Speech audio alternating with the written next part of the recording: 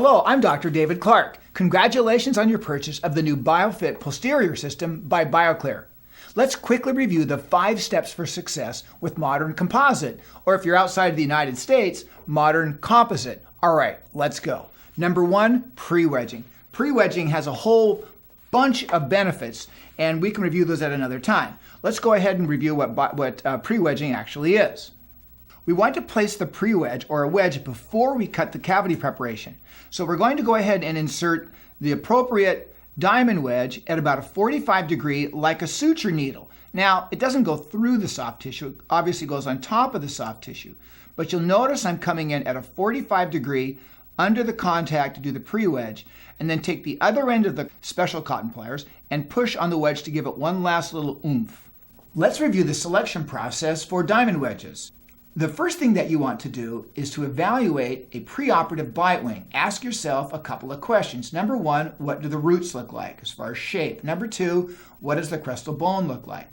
And once again, as a reminder, I'm using the yellow or large diamond wedge about 70% of the time. Let's take a look at some clinical cases. On this first one, you're going to see some very tight root space.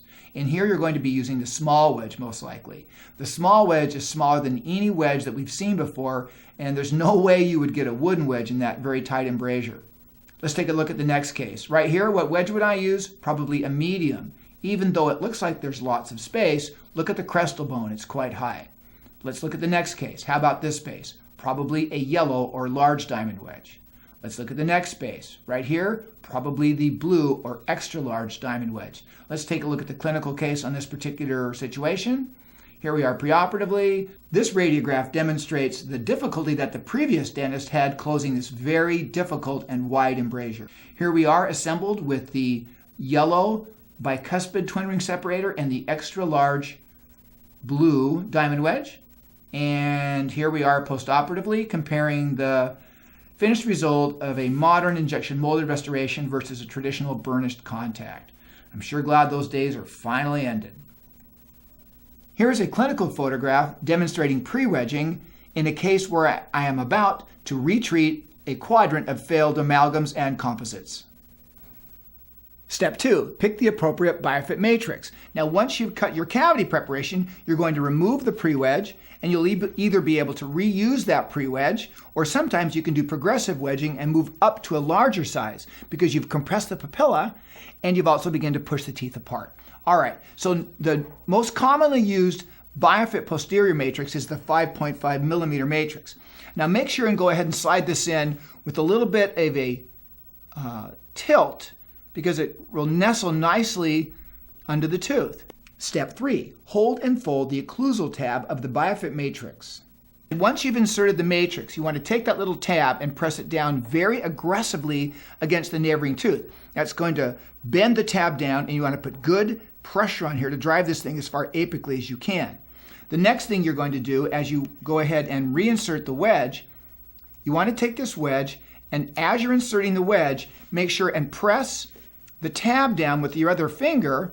So I'm going to use my thumb here for demonstration. You want to keep pressing the tab down and then drive the wedge interproximally this way, and once again give it a push.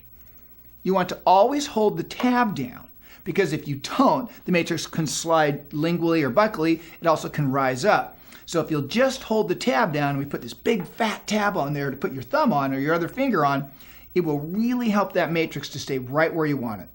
Step 4. What we're going to do is we're going to get our special forceps for the twin ring, and you want to make sure and place the tines of the forcep on the resin part of the separator, not on the metal. You have no power on the metal, you can damage the separator. Place this on the resin portion and make sure to use the appropriate twin ring forceps, not just whatever forceps you have laying around. Okay, and so you'll notice that you have a lot of power with the way this thing is arranged. Now, what we want to do when we place the forcep is you want to place this more like a rubber dam clamp than sort of the old thinking with traditional separators that just sort of clamp on the tooth. This is going to go apically, and it's going to stay very well seated and avoid slip off. So I'm placing the separator on here, and you'll notice I'm placing it fairly aggressively toward the gingiva. And a lot of the doctors are sort of doing it the old-fashioned way and placing it too high. You need to seat it gently against the gum tissue. And you can use gentle pressure when you first place it for a patient who is not anesthetized. You get a little pressure anesthesia and place it gently there. It should have no problem for discomfort. Then the next thing you want to do is rock the separator back and forth like this. Make sure that it's seated fully apically. You're going to have great retention of the twin ring against slip-off with this feature. We're almost there. Step 5. Now what we're going to do is we're going to go ahead and expand and appose the matrix. This replaces old-fashioned technique like burnishing. Burnishing has got to go away. So what you're going to do is you're going to get your micro pliers that come with the system, and you're going to go ahead and take those micro pliers and you're going to expand the matrix buccolingually.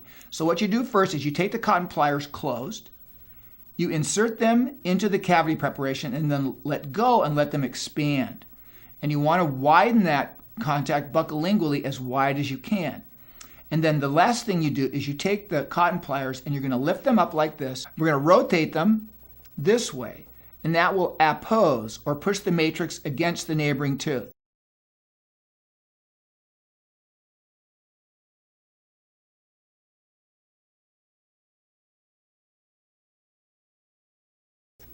Now, take your mirror and look from the buccal and from the lingual. Make sure that it is absolutely apposed with a large, large contact surface area against the neighboring tooth.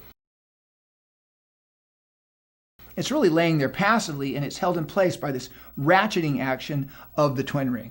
Let me show you a difficult clinical case.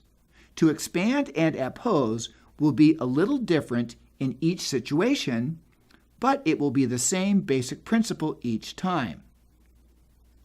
This particular case has a large cavity and a wide embrasure. And yet, with a little patience, I achieved a great contact. To expand and appose is an important new skill set that will become a valuable asset in daily practice. All right, now we're ready to injection mold.